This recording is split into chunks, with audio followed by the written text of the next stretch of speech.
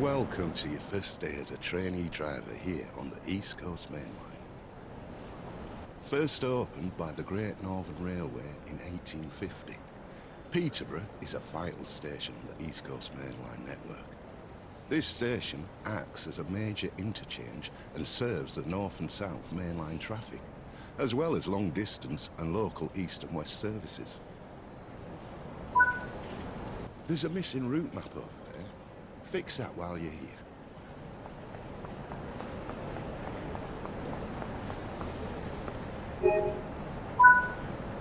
There are more tasks to find, so be sure to apply the route maps. Refill water bottles, restock newspaper stands, and restock the first aid points. Head of Driver and Passenger Experience, Emily Turner, would like to speak to you.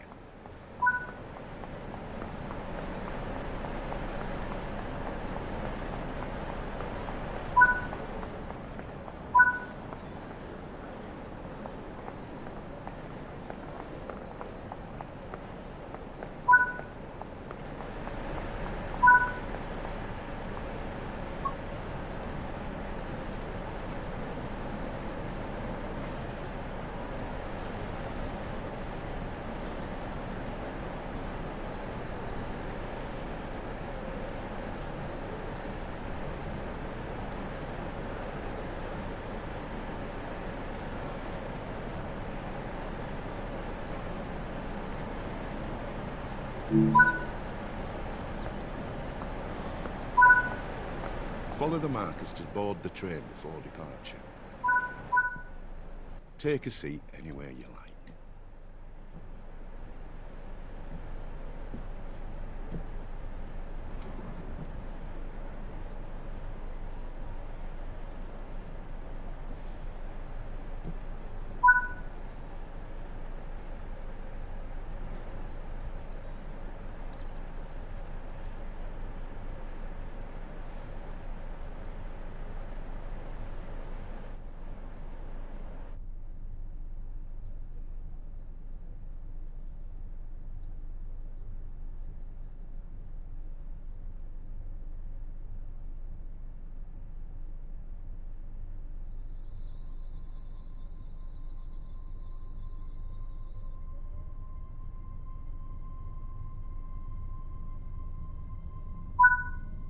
Throughout the years, Peterborough Station has had several different names. Originally just called Peterborough, it was later renamed Peterborough Priestgate, then to Peterborough Cowgate in 1902, before reverting back to simply Peterborough in 1911. During the 1970s, major alterations occurred to this station under British Rail. The track layout was remodelled to provide high-speed through lines and 2 new platforms. The original bay and through platforms were removed, and a brand new platform were built to the west of the fast lines. In 2014, Network Rail spent around £2.5 million on the station and its surroundings, with the intention of increasing passenger capacity on trains and ease the movement of freight through the station. This upgrade has also seen changes to the booking office and station concourse building, along with the introduction of ticket gates. A unique feature of this route is the flashing green signal aspect, used to trial 140 miles per hour running. Although today this speed is usually not permitted, the signal aspect remains. This train is a BR Class 801 electric multiple unit in LNER livery. They were first introduced in 2019 and were built to operate the high-speed express services across the network. As a trainee driver on this route, you will drive this train as well as a BR Class 66 freight locomotive. Accelerate and feel the high-speed thrill of British intercity travel and train sim world. Express services await on the iconic East Coast Main Line, so hurry through the English countryside between Peterborough and Doncaster in sleek and flashy traction.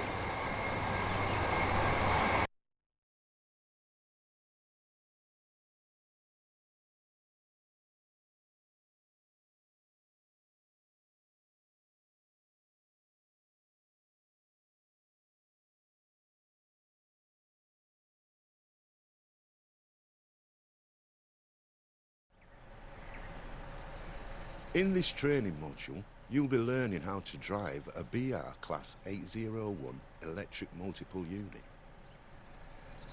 During this brief introduction, you will be taken through the critical driving controls and performing passenger operations. When you are ready, climb aboard.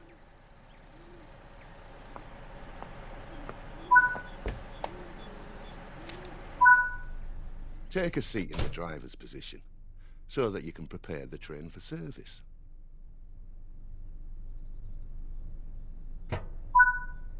For this introduction, you'll be completing a full loop of the circuit and performing passenger operations when you reach the next stop. Prepare the train for departure.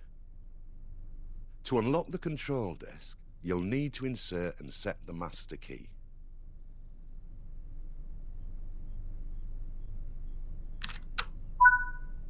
The reverser is used to determine the direction of travel.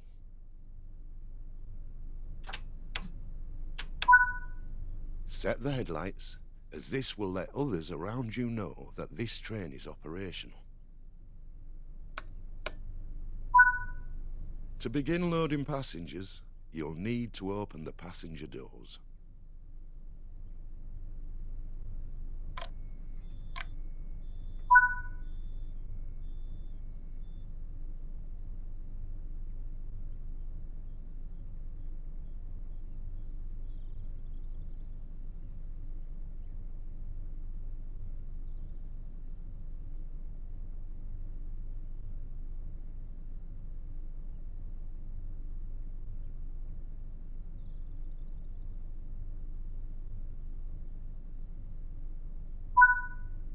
It's time to depart. Close the passenger doors.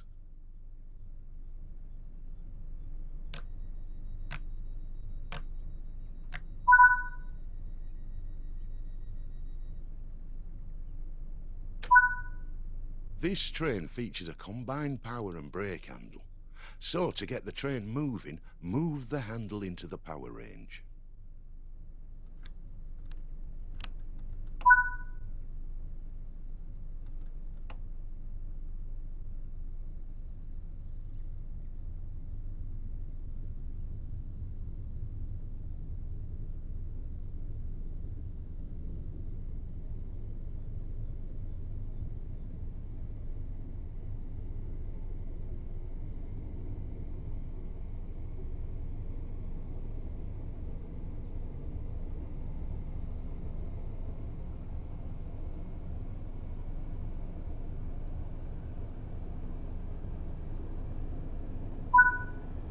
Coasting is a method used to efficiently maintain speed and reduce motor stress and maintenance requirements.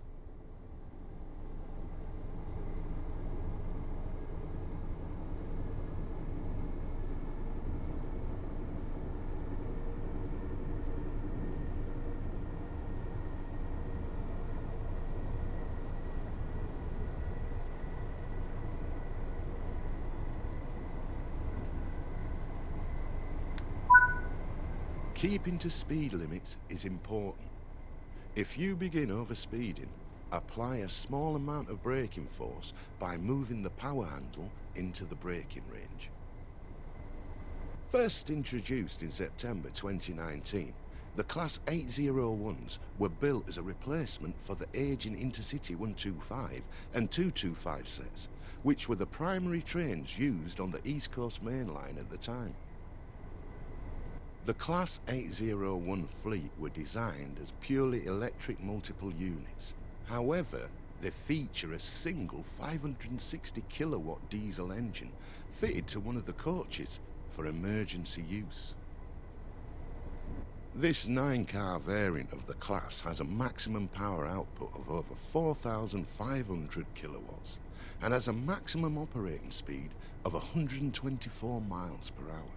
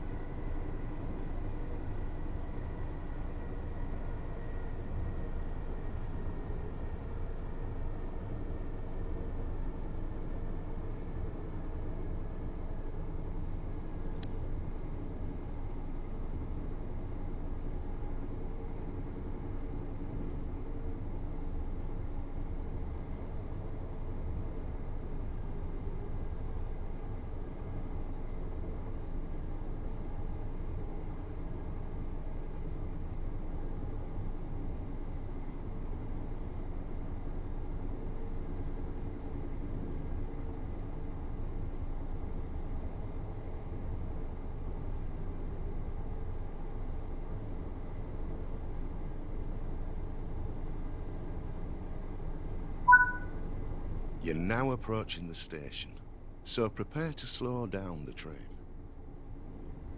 Use the power handle to apply some braking force to bring the train to a gentle stop in the indicated position.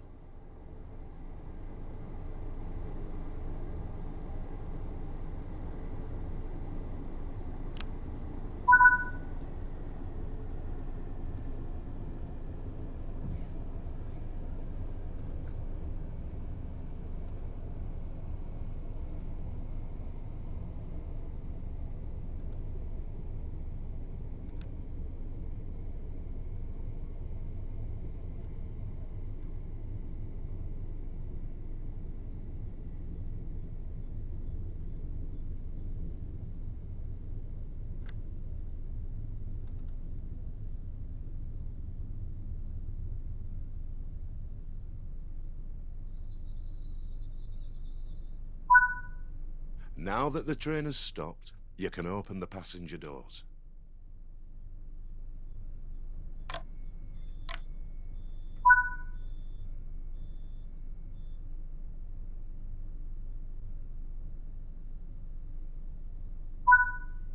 Good work. That concludes all the basics of operating this train.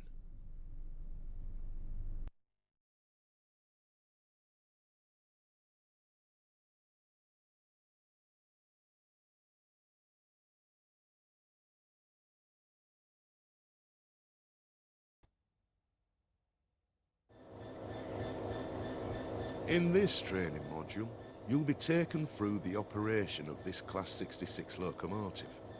During this brief introduction, you'll be covering the critical driving controls and freight operations. When you're ready, climb aboard to get started.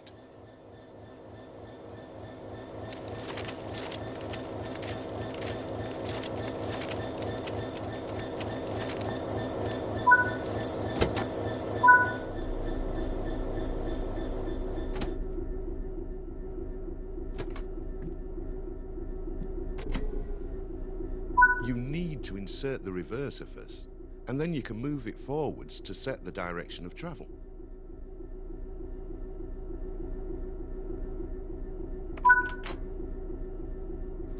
Set the headlights to let others around us know this train is operational. The direct brake has 3 positions: apply, hold, and release. They directly affect the brake cylinder pressure, shown on the left-hand side of the desk, or on your HUD under the BC entry. While in the apply state, the brake cylinder or BC gauge will fill, meaning an increasing amount of braking force is being applied. Move the handle to the hold position to maintain the same level of braking force, and back to the release position to reduce or release the braking force. The direct brake is used to apply the brakes only on your locomotive and is faster to apply and release than the main brakes. If you're only running as a light locomotive, as you are now, it's usually quicker to just use these brakes. The brakes on this locomotive require us to hold the brake handle in the release position. You can monitor the state of the brakes using the larger brake pipe control gauge in the centre. Keep the brake control in release until you can see the brake pipe control needles are reading 5 bar. This will release the brakes fully. Now that the brake pipe control is at 5 bar, the brakes will fully release. Watch the brake cylinder or BC gauge to see it gradually reduce to 0, which tells you that the brakes are now fully released and you can move the train.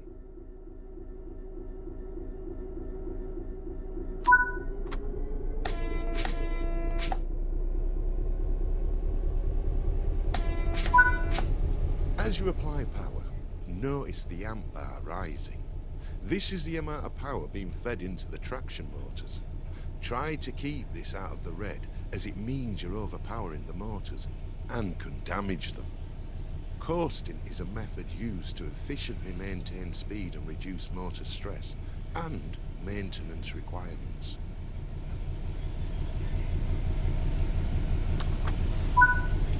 Built in London, Ontario, Canada, by EMD. The British Rail Class 66 is a six-axle diesel electric locomotive used primarily for freight operations in the UK. Introduced in 1998, the initial order of 250 locomotives was said to be the biggest single order of a locomotive since the era of steam trains. More than 500 Class 66 locomotives were built, with the final one being delivered in 2016. The Class 66 has earned the nickname Shed because of its shed-like pitched roof.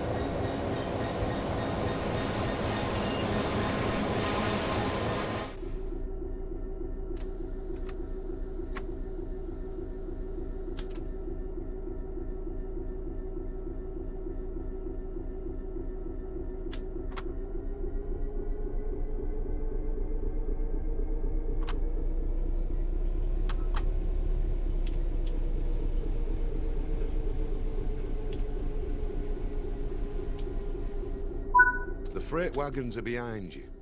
Change direction with the reverser. Then change the indicated junction either by walking over to it or using the map.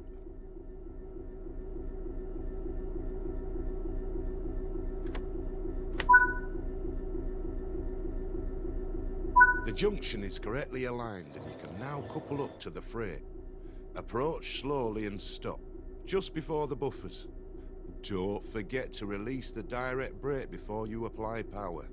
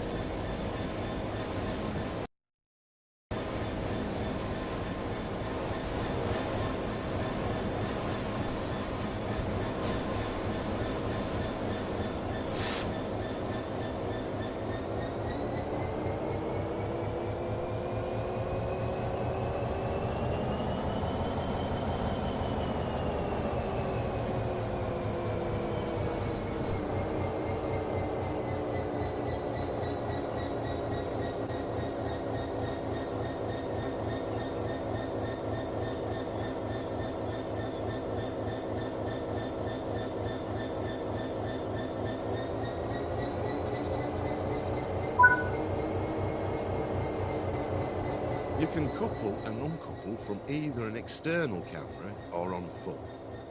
Connect the formation using the external camera.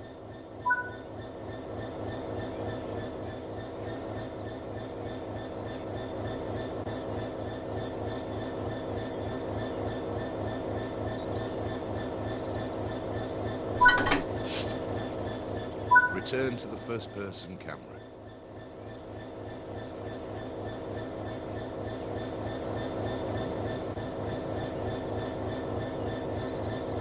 Nice work. Change direction with the reverser and move the train forward into the indicated siding.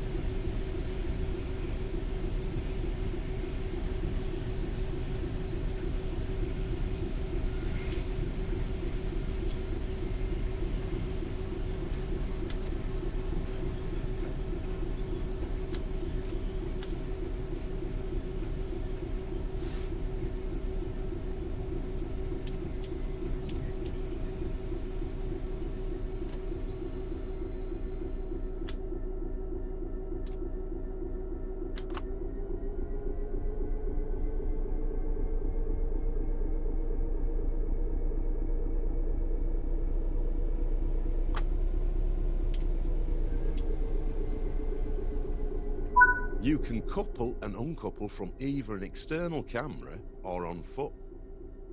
Uncouple from the wagons on foot this time.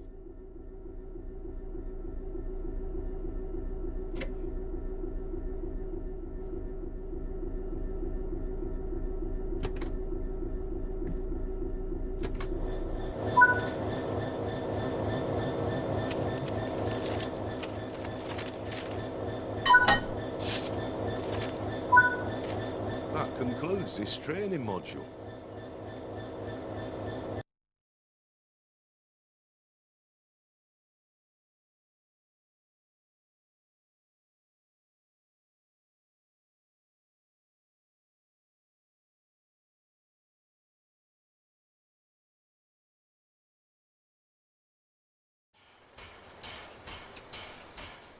In this training module, you'll be learning how to drive the iconic LNER Class A3 steam locomotive number 60103, better known as Flying Scotsman. During this brief introduction, you'll be taken through the critical driving controls and performing passenger operations. When you're ready, climb onto the footplate.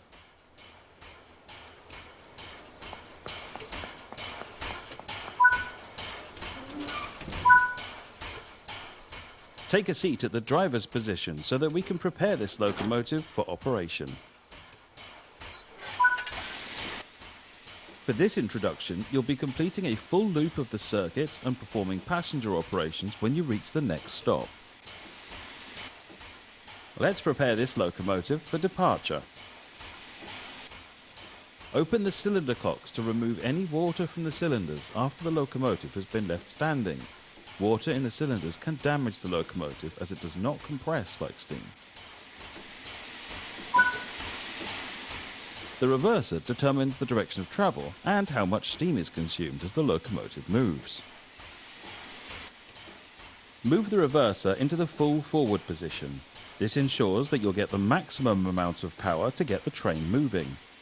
As you pick up speed, you'll need to move the reverser to reduce cutoff. This will also aid in steam efficiency. To begin loading passengers, you will need to open the passenger doors.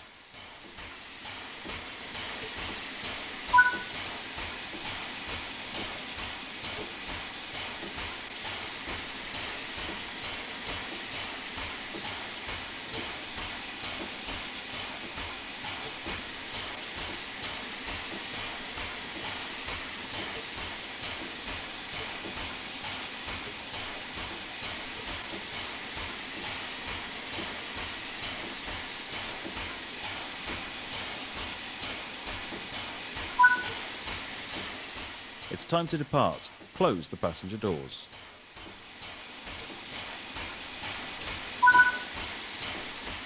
Unlike other steam locomotives you may have operated, this locomotive has had its vacuum brakes upgraded to air brakes. The locomotive brake applies braking force on just the locomotive, whereas the train brake applies it to the entire formation.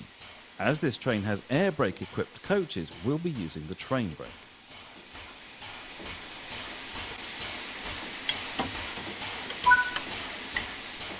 The regulator acts like the throttle for steam locomotives. It controls how much steam is delivered into the cylinders.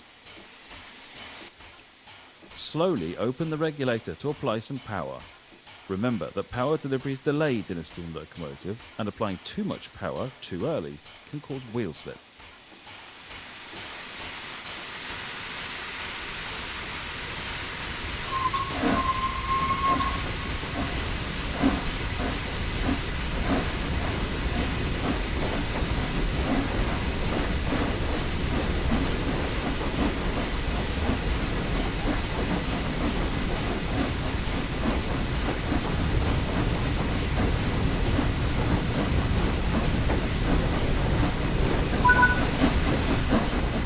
Starting to pick up speed, move the reverser toward mid-gear. This reduces the amount of steam let into the cylinders and saves energy.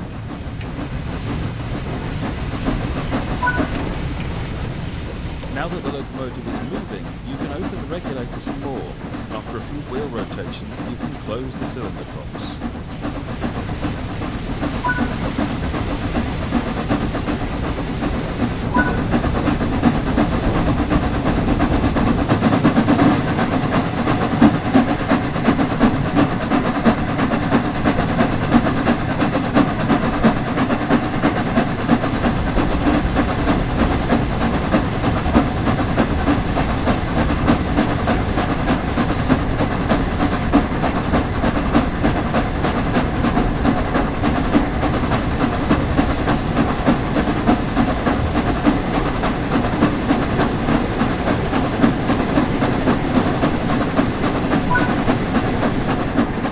Locomotive was originally built in 1923 as one of Sir Nigel Bresley's new A1 class called Pacifics and was numbered 1472. It would later, along with all but one of the other A1 locomotives, be upgraded and modified into an A3. In 1924, this locomotive was chosen as a flagship example at the British Empire Exhibition, where it was given the number 4472 and its now famous name, after the Flying Scotsman Express service between Edinburgh and London. In 1934, Flying Scotsman was recorded at 100 miles per hour on a special test run, officially making it the first locomotive in the UK to reach that speed. The test run proved to the LNER's directors that steam power could provide high speeds, negating a plan for the company to use diesel power on its high-speed services. Sir William McAlpine took the steam locomotive to Australia, making it the first steam locomotive to circumnavigate the globe. While in Australia in 1989, it also set the record for the longest non-stop run by a steam locomotive at 422 miles. After 23 years of ownership, McAlpine sold Scotsman to Tony Marchington for £1.25 million. However, due to the expense of maintaining and running the locomotive, Marchington chose to withdraw his ownership and began looking for someone else to buy it. Fortunately, in 2004, a campaign by the National Railway Museum resulted in a surge in popularity for the locomotive, and the museum was granted a £1.8 million grant to purchase it and make it part of the national collection, along with extensive public donations.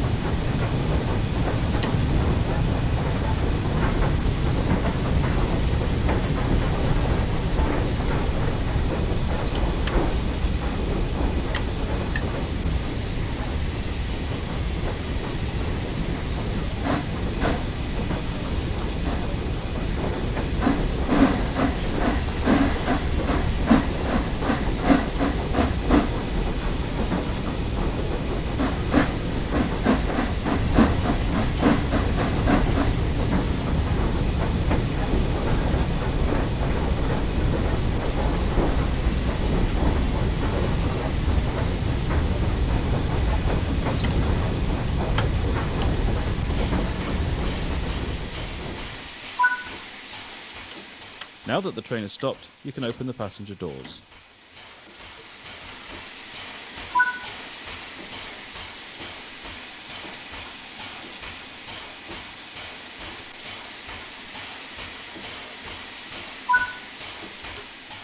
Good work! That concludes all the basics of operating this locomotive.